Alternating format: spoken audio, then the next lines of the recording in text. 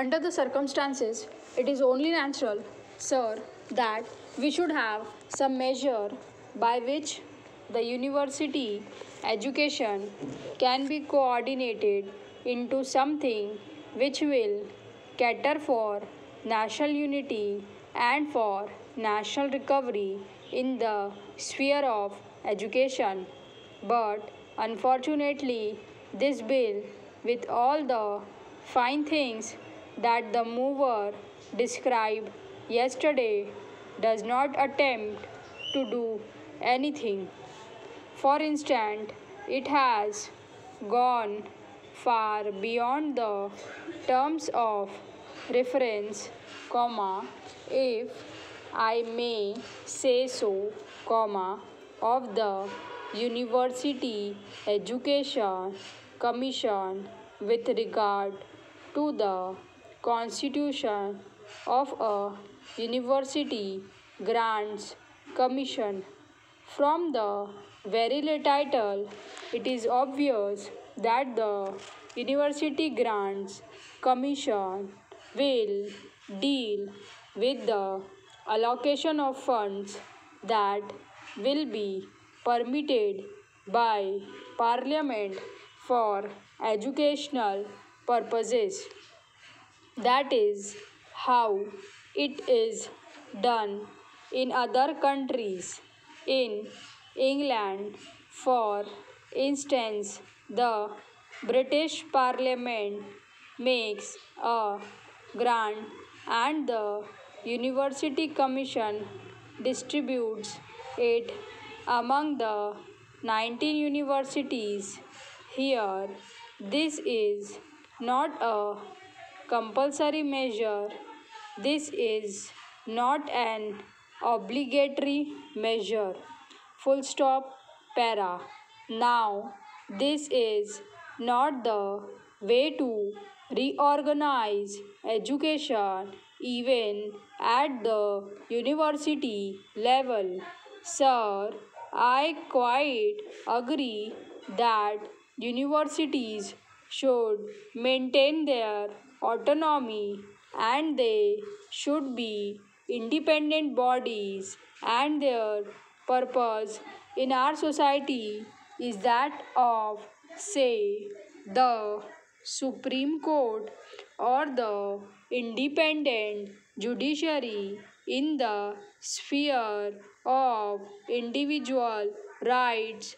That is, they stand for academic freedom. All these things are essential for a university organization, and all these things can be done by better coordination and better control by the central government. But the question is, does this bill, as it has been presented to us now, make an attempt for, or does it even make provision for attempting these things? My humble opinion, sir, is that it does not to begin with. Sir, it has gone far beyond, as I said, the duties imposed on the University Grants Commission by the University Education Commission itself. Secondly, it has failed to understand the reasons why there is a fall in the standards of education and the reasons why there should be a coordination of efforts and for determining the standards of teaching and examinations in our universities. Sir, the standards of teaching and examinations can be maintained only by the university itself. It is not legislation that determines the standards of a university. It is not the inspecting bodies that determine the standards of a universities. The standards of universities are determined by the teaching staff, by the university authority, by the academic bodies, and by the morale of students, which also depends upon these factors. Now, there is nothing in this bill, nor is this the kind of a bill which is needed to ensure these things. Already in this country, we have other educational bodies. We have from time to time our Vice Chancellor conferences. We have the Inter University Board, and we have the Central Advisory Board of Education.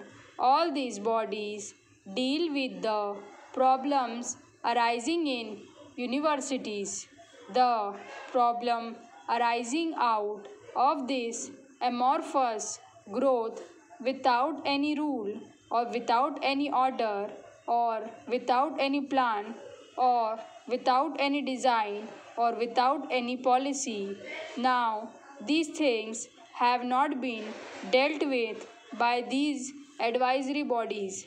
Therefore, if the government thinks that a statutory body should be created, then I should say that this is not the kind of bill that should be produced. Para. Secondly, sir, what is the means of control that the organization will have when it is constituted?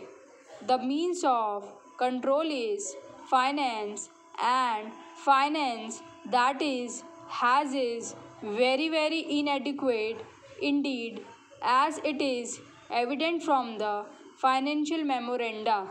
Now, we may agree that the University Grants Commission is likely to get huge grants, as it should be, in my opinion, because one recalls the statement made by the Prime Minister in the British Parliament after distributing £12 million to 19 universities. He said, "If there is a demand for university education, I will not hesitate to grant more funds."